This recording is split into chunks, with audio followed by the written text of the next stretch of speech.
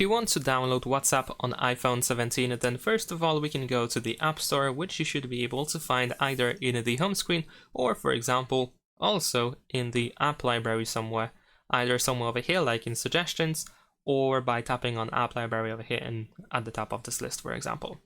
So once you go to the App Store, you should be able to find either the magnifying glass in the bottom right corner or the search bar at the bottom, and you can simply write WhatsApp over here.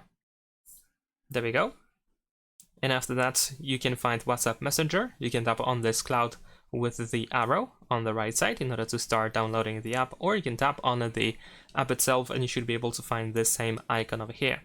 Once the app is downloaded, you can either open it over here from the App Store. You might be able to find it in the home screen, or you can of course go to the app library. And that's pretty much it. Thanks for watching, leave a like and subscribe.